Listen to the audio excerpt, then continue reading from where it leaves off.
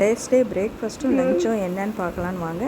பிரேக்ஃபாஸ்ட்டுக்கு மாவு இல்லைங்க, மாவு கிரைண்டரில் ஓடிட்டு இருக்கு. அதுக்குள்ளார நம்ம மார்னிங்க்கு நான் வந்து கோதுமை ரவை தான் பண்ணேன். கொஞ்சம் கிச்சடி மாடலில் பண்ணேன்.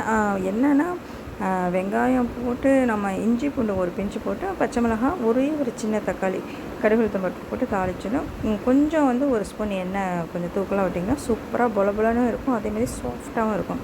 அவ்வளோதான். அது ஒலை வச்ச மாதிரி வச்சு நம்ம ரவை போட்டு இறக்கி கிண்டி அப்படியே மூடி வச்சுட்டு அதை பாருங்கள். நான் சம்பா கோதுமை குருணையில் தான் பண்ணியிருக்கேன். அப்புறம் அதுக்கு வந்து நம்ம சைடிஷாக சட்னியெலாம் நான் அரைக்கலை. ஏன்னா நான் அவசரமாக செய்கிறேன். எனக்கு லஞ்சுக்கும் நான் எல்லாமே மார்னிங்கே ப்ரிப்பேர் பண்ணணும்.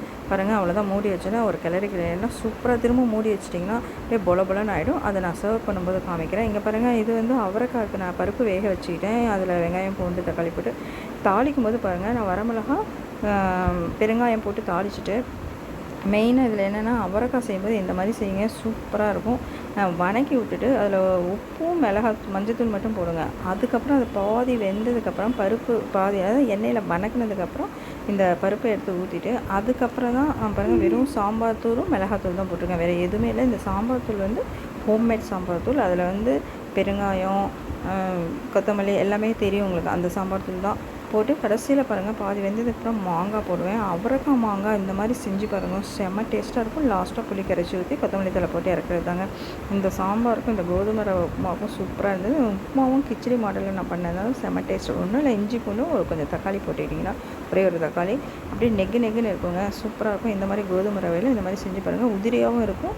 இந்த சாம்பார் தாங்க 3 வேளைக்கும் இதுதான். ஆனால் அல்டிமேட்டாக இருக்கும், சலிக்காமல் சாப்பிட்லாம்.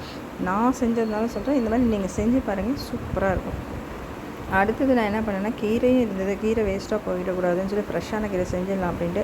ஆனால் கீரை வந்து பெரியவங்க சாப்பிட்றாங்க. அவ்வளோ என் பொண்ணெல்லாம் உருளைக்கிழங்கு அது ஏதாவது ஒன்று வேணும்பா. நேற்று கூட பாருங்கள், நான் ஒரு பாயில்டு எக் அவ்வளோ வெண்டைக்காய் செஞ்சேன், ஒரு பாயில்டு எக். ஏன்னா புதன்கிழமைங்கிறதுனால அந்த மாதிரி தேர்ஸ்டே எப்போயுமே என் வீட்டில் நான்வெஜ் கிடையாது. அதனால் அவளுக்கு உருளைக்கிழங்காவது செய்யணும், வெறும் கீரையில் தொட்டு சாப்பிட முடியாதுன்னு சொல்லி உருளைக்கிழங்கு எப்பயும் போல் நான் செஞ்சுட்டேன். கீரையும் அதே மாதிரி தான், வெங்காயம் பச்சை மிளகாய் போட்டு உப்பு போட்டு கீரையில் அப்படியே சும்மா வணக்கி விட்டுட்டேன். கொஞ்சம் நேரம் கழித்து தேங்காய் கொஞ்சம் நிறைய போடுவேன். ஏன்னா இது மிளகு தக்காளி கீரை, மணத்தக்காளின்னு கூட சொல்லுவாங்க. கொஞ்சம் நாட்டுக்கீரை, கசப்பு தெரியாமல் இருக்கிறதுக்கு. ஆனால் கசப்பே இல்லாமல் தான் நான் செய்வேன். அதேமாதிரி இது பூண்டு தட்டி போட்டு வெங்காயம் கருவேப்பிலெலாம் போட்டு இது டைஜஸ்ட்டுக்காக எப்போயுமே நான் வந்து பூண்டு தட்டி போடுவேன் உருளைக்கிழங்கு பொரியலில். இது வந்து எப்படின்னா வேக வச்சு டக்குன்னு உப்பு மஞ்சத்தூள் மிளகாத்தூள் அவ்வளோதான். லாஸ்ட்டாக மிளகுத்தூள் போட்டு கொஞ்சம் சோம்பு தூளும் போடுவேன். சூப்பராக இருக்கும். தாளிக்கும் போதும் போடலாம் சோம்பு. இவ்வளோ தாங்க. என் வீட்டில் இன்றைக்கி சீக்கிரமாக செஞ்சுட்டேன். காலையிலே எல்லா வேலையும் முடிஞ்சு. அது வந்து கெட்டி தயிர் சாப்பாட்டுக்கு. இதுதான் என்னுடைய லஞ்ச் பிரேக்ஃபாஸ்ட்டு. ஈஸியாக இருந்தது, ஆனால் டேஸ்ட்டாக இருந்தது.